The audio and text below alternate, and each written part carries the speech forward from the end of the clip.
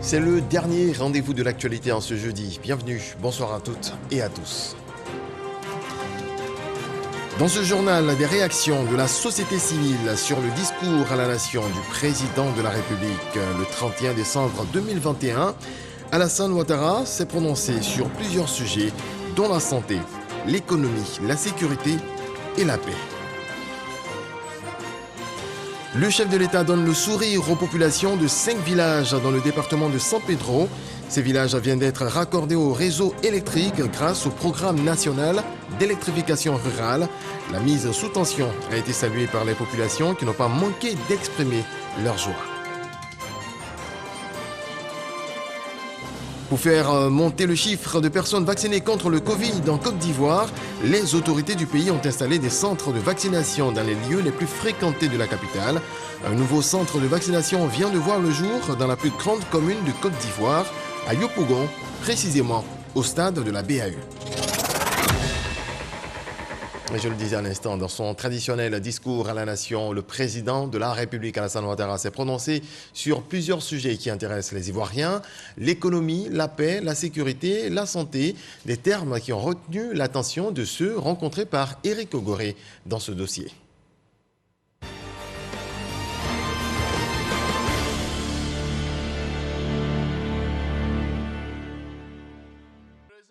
Ils sont très nombreux, ces Ivoiriens qui ont marqué leur présence devant leur poste téléviseur, près de leur poste radio ou encore connectés aux réseaux sociaux pour suivre le discours du Nouvel An du président de la République. Au terme de cette adresse, les commentaires vont bon train. Les Ivoiriens et les Ivoiriennes se prononcent sur ce discours, dans lequel était inscrit en bonne place la paix, la cohésion nationale. Son Excellence, Monsieur le Président de la République, a livré un message fort et plein d'espoir en termes de réalisation des droits de l'homme dans notre pays pour l'année 2022. Et je voudrais faire retenir que les droits de l'homme, par leur caractère transversal, se retrouvent dans tous les domaines de notre vie. Et en tant que responsable de l'institution nationale en charge de cette thématique, nous nous réjouissons des actes prioritaires définis pour notre pays pour l'année 2022, à savoir la transformation de l'économie, l'emploi des jeunes et des femmes, la bonne gouvernance et la lutte contre la corruption.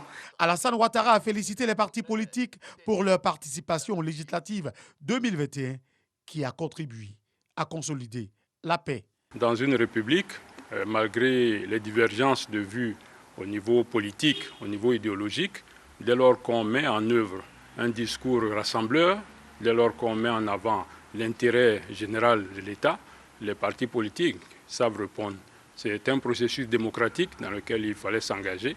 Je crois que ça a été une très bonne initiative de la part des autorités, mais aussi une très bonne initiative par rapport au retour apporté par les différents partis politiques. Peut-être officiellement, le président ne nous a pas mis en mission, mais officieusement, le président nous met en mission pour dire, nous qui sommes les chefs de communauté, qu'est-ce qu'on fait pour rapprocher tout le monde, qu'est-ce qu'on fait pour amener tout le monde dans un esprit de cohésion et d'unité. Moi, je suis très content, je suis très ravi de voir au moins après les élections présidentielles où il y a eu beaucoup de pluie, Dieu merci, tout le monde allait aux élections législatives, donc je pense que ça a diminué un peu la tension. Le président de la République a dit son attachement au dialogue constructif. Le président de la République a fait de notre pays aujourd'hui un pays dans lequel tous les acteurs politiques sont présents. Il y a eu le retour de tous les acteurs politiques qui librement vaquent à leurs occupations politiques. Et aujourd'hui, il instaure une 5e phase, n'est-ce pas, du dialogue politique qui devrait amener les acteurs à trouver un consensus afin que tous nous mettons devant l'intérêt de la nation. Je voudrais vraiment me réjouir de l'engagement du président de la République pour le dialogue. Le dialogue qui accouche toujours, n'est-ce pas, des conditions d'une paix durable dans notre pays. Nous, étant jeunes leaders, nous allons l'accompagner dans ce sens-là.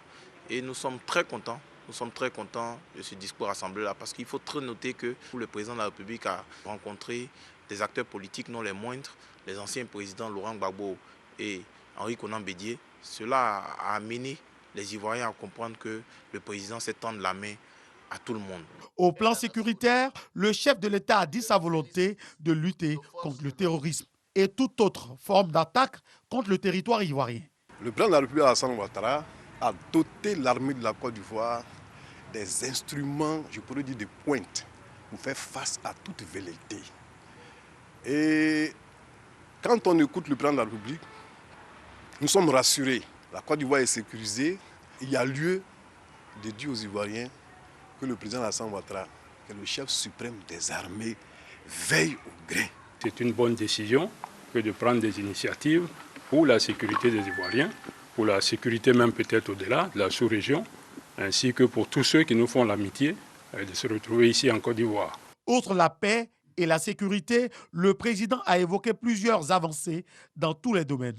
Éducation, santé, électricité, eau potable et les infrastructures. Le clou du message que nous avons retenu, c'est la question de la poursuite de la construction des infrastructures de transport, notamment les autoroutes, la côtière et près de 8 échangeurs qui vont être construits en Côte d'Ivoire. Il y a aussi sa volonté d'aller plus loin en dotant nos chefs-lieux de région en route bitumée. Lorsque vous avez ces retombées dans un message, en tant que transporteur routier, vous demeurez convaincu que cela va avoir une incidence positive sur votre investissement. Aux soldats tombés dans la lutte contre le terrorisme, Alassane Ouattara leur a rendu hommage, ainsi qu'à leurs familles. Le RHDP pense que beaucoup a été fait lors des précédents dialogues politiques, même si le PDCI et le PPACI estiment que le sujet n'a pas occupé une place importante dans le discours à la nation du président de la République et en déduisent par conséquent qu'il n'en fait pas une priorité, suivant les propos du porte-parole du RHDP. Le reportage de Sidonie Davila. La direction exécutive du Rassemblement des oufouettistes pour la démocratie et la paix RHDP au siège du parti en ce début d'année pour une mise au point. Le parti réagit dans un communiqué à la déclaration du PDCI RDA et de son allié PPACI, portant sur la question du dialogue politique. Ces deux partis estiment que le sujet du dialogue politique n'a pas occupé une place importante dans le discours à la nation de son Excellence Monsieur le Président de la République et en déduisent par conséquent qu'il n'en fait pas une priorité. Le RHDP voudrait marquer sa surprise face aux accusations d'une légèreté déconcertante et aux analyses erronées contenues dans cette déclaration. Le RHDP rappelle que le dialogue politique qui a démarré sous feu Amadou Gon Coulibaly est aujourd'hui à sa 5e phase avec le Premier ministre Patrick Achi. Il souligne quelques résultats concrets de ce processus. Le dégel des avoirs, la libération des prisonniers, le retour des exilés, les rencontres de haut niveau entre les présidents Alassane Ouattara et Henri Konan Bédié, Alassane Ouattara et Laurent Gbagbo, Alassane Ouattara et Afin Guessan. Le RHDP fait observer que ces 4 phases du dialogue politique ont permis de renouer le fil de la fraternité et de favoriser la cohésion sociale. La 5e phase devrait contribuer à consolider ces acquis. Le RHDP voudrait rappeler que la recherche de la vérité sur les faits qui se sont produits en Côte d'Ivoire au cours de la période ciblée par les enquêtes n'est pas inconciliable avec la réconciliation, encore moins le dialogue politique. Pour le parti des oufouettistes, la justice ivoirienne est donc dans son rôle. Le RHDP se souvient des dégâts humains et matériels consécutifs aux violences perpétrées lors de la désobéissance civile, occasionnant 85 morts et 500 blessés. Ce que le PDCI RDA et le PPACI qualifient de graves accusations assorties de menaces de poursuites judiciaires contre des dirigeants des partis de l'opposition s'inscrit dans le cadre de procédures régulièrement engagées par les autorités judiciaires compétentes. Les décisions prises à l'issue de ces procédures s'imposent à tous et ne peuvent participer à juste titre que de l'indépendance des pouvoirs. Le RHDP est d'autant plus outré que le PDCI-RDA et le PPA-CI exigent l'impunité pour les auteurs de ces violences meurtrières sans exprimer la moindre repentance ni un minimum de respect pour la mémoire et la douleur des victimes de ces douloureux événements et de leurs familles. Le RHDP constate que le PDCI-RDA et le PPA-CI veulent se servir de ce dialogue politique pour s'assurer une immunité juridictionnelle et une impunité sans toutefois reconnaître leur forfait. Au demeurant, le dialogue politique n'est à cet égard aucunement constitutif d'une occasion d'exonérer a priori des hommes politiques des actes judiciables qui leur sont opposés. Le Rassemblement des oufouettistes pour la démocratie et la paix RHDP soutient que le dialogue et la consolidation de la paix restent des priorités pour le président de la République Alassane Ouattara, qui ne ménage aucun effort pour l'aboutissement du processus. C'est un autre sujet qui intéresse le gouvernement, la santé, notamment la lutte contre le coronavirus qui se poursuit.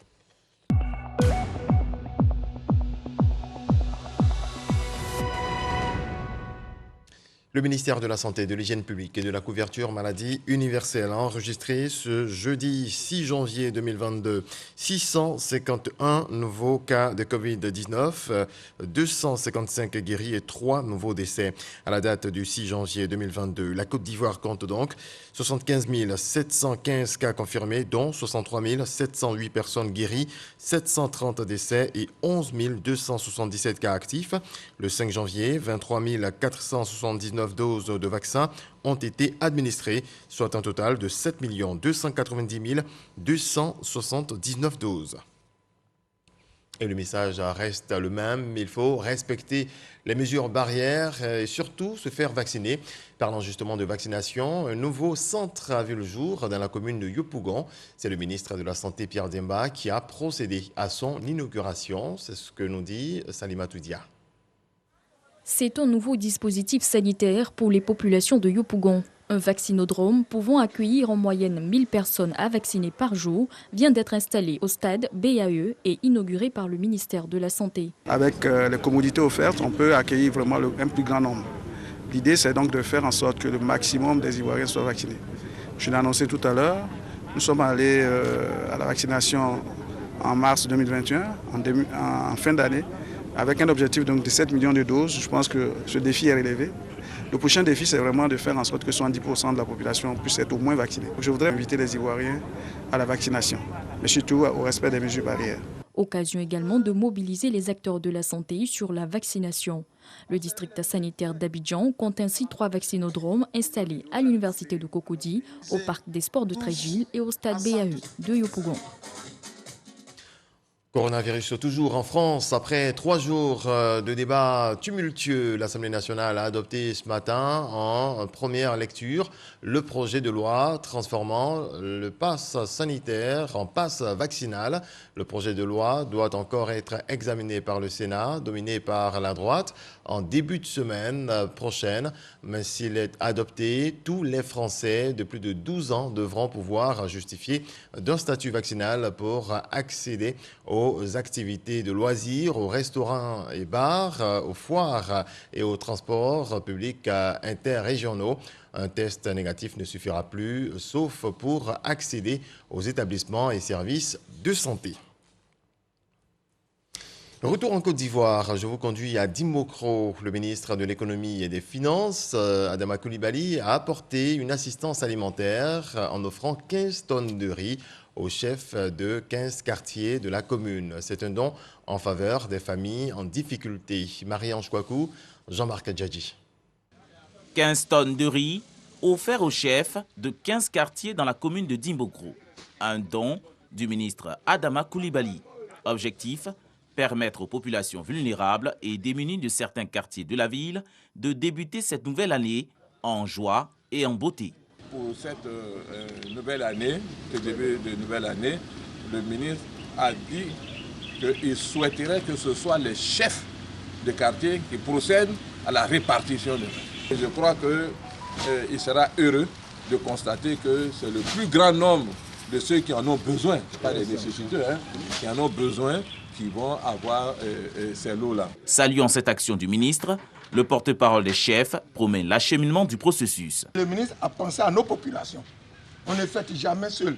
Pour qu'un événement ait un caractère festif, c'est quand tout le monde célèbre l'événement. Donc le préfet nous a donné la grande responsabilité de faire la répartition pour que les vrais bénéficiaires puissent recevoir ça. Le ministre a également distribué des kits alimentaires composés de riz, d'huile, de conserves de tomates et des pâtes alimentaires à une centaine de malades du centre hospitalier régional de Dimbokro. Quelques jours avant, les 18 meilleurs élèves des classes d'examen des lycées et collèges de la commune ont reçu des récompenses de la part du ministre Adama Coulibaly. Cette journée d'excellence vient confirmer la politique d'excellence promue par le chef de l'État. Il était important que je puisse, à mon niveau, encourager les élèves, encourager les étudiants à faire davantage.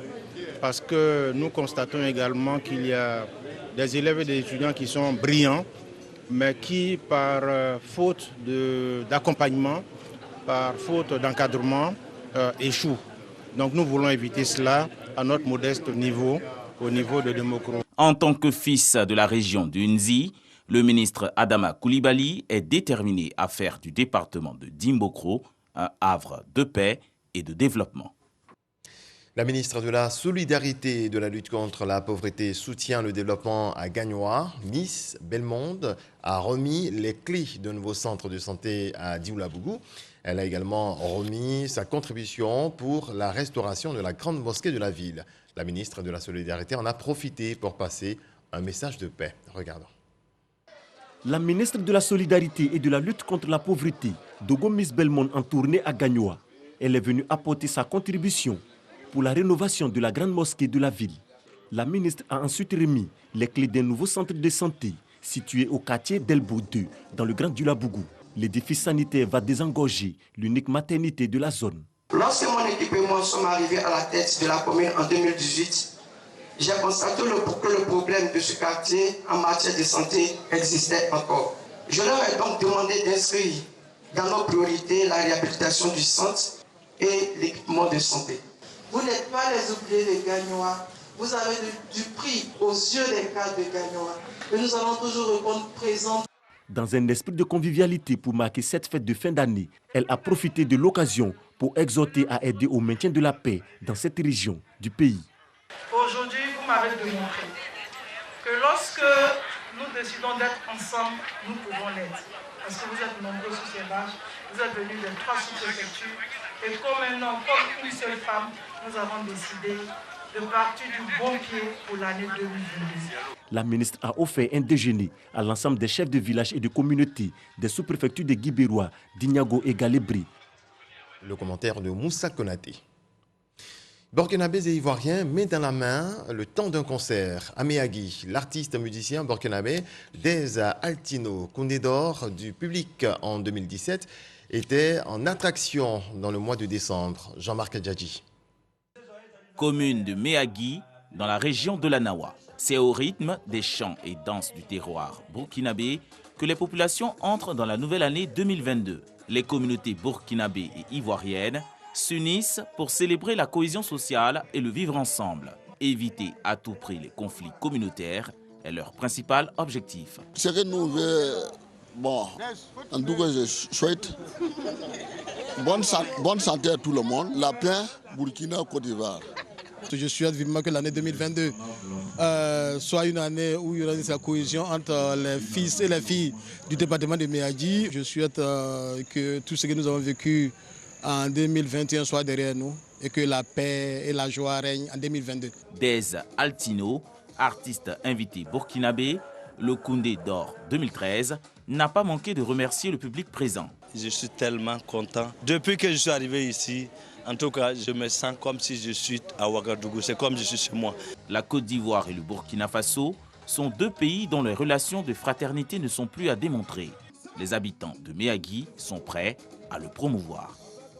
Je le disais à l'entame de cette édition, 5 villages dans le département de San Pedro raccordés au réseau électrique, ce grâce au programme national d'électrification rurale. Des populations dans la joie, vous allez le voir, reconnaissantes au président de la République. C'est ce que nous rapporte Sam Kounan. On va allumer le courant. Aujourd'hui, c'est un grand jour pour nous. Nous sommes en joie. Depuis 1979, nous sommes dans l'obscurité. Tout comme Manguessa Yao Martin, aucun habitant de Marie-Chantier ne veut rater ce moment historique, la mise sous tension du village. Et quand le sous-préfet enclenche la manivelle qui permet d'allumer les lampadaires, c'est l'hystérie.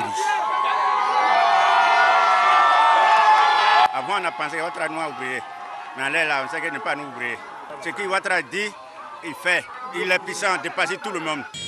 Après Marie-Chantier, le sous-préfet de Gabiadji, Bamba Fatogoma, est allé connecter le village de Kwakobo au réseau électrique national.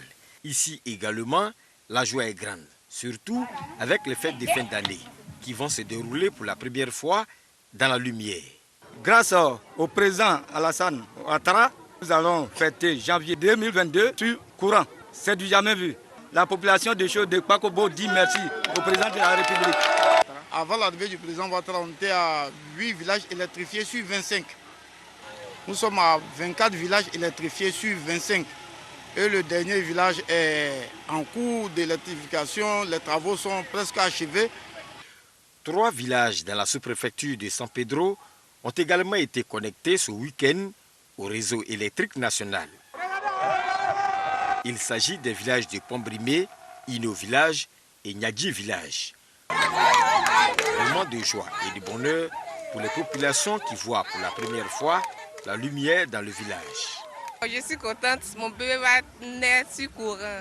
Alassane Draman Ouattara, il m'a fait la promesse qu'il allait me faire sortir des ténèbres. Aujourd'hui, c'est effectif. En 2014, il n'y avait que 2 villages. Mais aujourd'hui, nous sommes à 100%. Mais seulement tous les travaux ne sont pas encore terminés. Sans cohésion, sans la paix, ces actions de développement ne peuvent pas porter. Après l'électrification, les populations des villages enclavés demandent le reprofilage des voies d'accès. On se rend dans une autre région. Les chauffeurs et transporteurs de la région du sud au Comoé exhortés à entretenir les chaussées. Un message du patronat des entreprises de transport routier de Côte d'Ivoire qui a entrepris une campagne de sensibilisation. Dangui. Le chauffeur de ce camion remorque salue le bon état de la route Abidjan-Oué et d'y prendre des précautions pour ne pas la dégrader. Maintenant, la route est très meilleure par rapport à avant. Pour protéger la route, je pense qu'il ne faut pas verser le gasoil, surtout ces gasoil qui gâtent la route même. Et puis le surcharge aussi. C'est pour amener les usagers de la route à observer ces précautions que le haut patronat des entreprises de transport routier de Côte d'Ivoire sensibilise les transporteurs et les chauffeurs de la région du Sud Comoé. La route est notre bureau. On devait protéger cette route, l'entretien. Même le véhicule, quand votre réservoir est perché, ce n'est pas la peine de garer sur le goudron. Le gasoil, ça gâte le goudron. Si tu es crevé, il faut chercher plante pour mettre sur le goudron, pour mettre cric. Il ne faut pas mettre le cric sur le goudron pour dégrader le goudron. Quelques minutes plus tôt, la délégation du haut patronat des entreprises de transport routier de Côte d'Ivoire et plus de 200 usagers de la route de la localité échangeaient sur la problématique de la protection des routes en présence du préfet de région dans les locaux de l'hôtel de ville d'Aboisseau. Il est important aujourd'hui que la question de la préservation de la route, duquel découle nécessairement la compétitivité de nos entreprises de transport, soit une priorité pour tous. Selon les données de l'Agence de gestion des routes, les dégradations des routes en terre et des voies bitumées résultent de l'état de vieillissement de la chaussée, des préjudices causés par les surcharges des camions et l'insuffisance d'entretien périodique. Les experts estiment les ressources nécessaires pour l'entretien du patrimoine routier à plus de 50 milliards de francs CFA par an. On se rend à Gagnoa. Première session extraordinaire du conseil régional. Joachim Djedje Bagnon et son bureau se sont retrouvés pour parler développement et procéder à un réaménagement technique du nouveau bureau. Alec Lavry, Jean-Marc Djadji nous en parle dans cet élément. Gagnoa, dans la région du Gord. Le président du conseil régional et son bureau en pleine session extraordinaire, en présence des autorités administratives et coutumières. Cette session est l'occasion pour Joachim Djedje Bagnon de faire le réaménagement technique de son bureau. Il fallait trouver aussi d'autres cadres pour dynamiser encore le conseil régional. C'est ce qui a motivé. C'est toujours la région qui en marche parce que le président Lassane demande que la cohésion se fasse à tous les niveaux. Donc ça doit commencer par nous-mêmes d'abord. Les défis qui nous attendent, la construction des écoles, d'équipements des dispensaires, d'ouverture des collèges de proximité. En tout cas, nous avons déjà un grand projet. Ces défis-là, nous voulons vraiment les relever. Ce nouveau bureau voit l'entrée en fonction de 2 vice-présidents. Je remercie le président Djedje Bagnon pour la confiance renouvelée. Ça fait 2 mandats maintenant que nous sommes ensemble. Nous allons voir ce qui n'a pas marché. Qu'est-ce que nous pouvons réorganiser pour que ça marche. Un sentiment de gratitude à l'égard du président Bagnon qui m'a coopté. Un sentiment de gratitude à l'égard de tous les conseillers, des chefs de village et autres qui pendant longtemps m'ont soutenu ici. La dynamique du travail qui m'intéresse. Et c'est cet esprit-là que je voudrais amener, certainement fort de mon expérience longue en administration publique. Au titre de l'exercice de l'année 2021, 4 sessions ordinaires et 1 session extraordinaire ont meublé l'année du conseil régional du Gord. Le département de Samatigila a un nouveau chef de terre. Il se nomme Elhadj Vakaseni Diaby. Il a été investi dans la pure tradition Odineka avec mission principale de préserver l'union et la cohésion sociale. Mama Traoré. Vendredi, jour de grande prière pour les musulmans, c'est aussi un jour réservé à l'investiture des têtes couronnées. C'est aussi un jour réservé à l'investiture des gardiens de la tradition. Et ce vendredi, Elhadj Vakaseni Diaby est intronisé en qualité de nouveau chef de terre du département. Il sera ainsi appelé le Dougouti Koroba. Tout se déroule après la prière de 16h dans la pure tradition Odieneka lors d'un conclave. Un collège d'anciens s'entretient en toute discrétion avec le futur chef de terre. Ce cérémonial est suivi des conseils d'usage des érudits au Dougouti Koroba. Il l'exhorte à diriger en toute sincérité et dévotion et à trancher en toute justice en se référant au texte coranique. Par la suite, Elhadj Vakaseni Diaby est invité à jurer sur un Coran manuscrit rédigé par l'un de ses ancêtres, Solomana Diaby, un manuscrit tenu loin des regards du grand public. Après quoi, le nouveau Dougouti Koroba de Samatigila est investi dans ses nouvelles fonctions. Les insignes de la chefferie lui ont été confiés. Il est tenu de les porter que lors des grandes occasions. Comme le veut la tradition, les bénédictions de cette cérémonie d'intronisation ont été prononcées par les représentants des grandes familles Soumaoro et Savané. Elhadj Vakaseni Diaby devra désormais veiller au maintien de la cohésion sociale à Samatigila. Autre volet de l'actualité, les meilleurs agents du centre régional universitaire d'Abidjan, dénommé CROU A1, ont été primés. 6 agents distingués au cours d'une cérémonie en présence du ministre de l'Enseignement supérieur et de la Recherche scientifique, Serge Pacom Didi, Abou Sanogo. Siaka Bamba, désigné meilleur agent 2021 du centre régional universitaire d'Abidjan, à la première édition de la cérémonie de remise des récompenses des prix d'excellence du CROU A.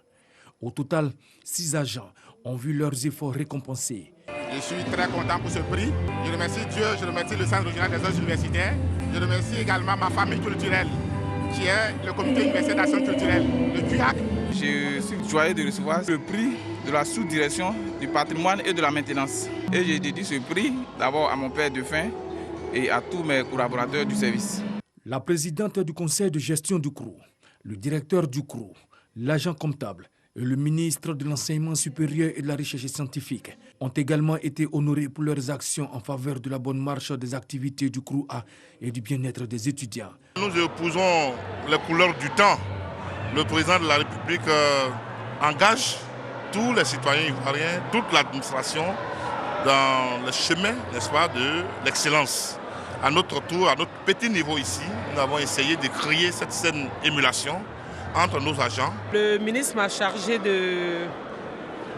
d'apporter tout son soutien à tous les personnels du crew A1. C'est une belle initiative que nous ne pourrons qu'encourager. Nous sommes sûrs que l'année prochaine, les agents se mettront au travail et donneront le meilleur d'eux-mêmes afin d'être primés aussi à leur tour. Impulser les actions du chef de l'État Alassane Ouattara dans la recherche de l'excellence fait partie des objectifs majeurs de cette cérémonie de distinction. Dans le reste de l'actualité au Mali, en marge de la visite du médiateur de la CEDEAO, Goodluck Jonathan, un grand nombre de partis politiques et d'associations se sont réunis hier pour exprimer leur rejet du chronogramme prévoyant une prolongation de la transition de 5 ans au cours d'une conférence de presse unitaire pour défendre les principes démocratiques du pays. Ils demandent un retour à l'ordre constitutionnel par la voie d'élections dans les délais les plus courts possibles. Voilà, c'est la fin de ce point complet sur l'actualité. Merci à toutes et à tous de votre fidélité. Très belle nuit sous la protection du Stéréo.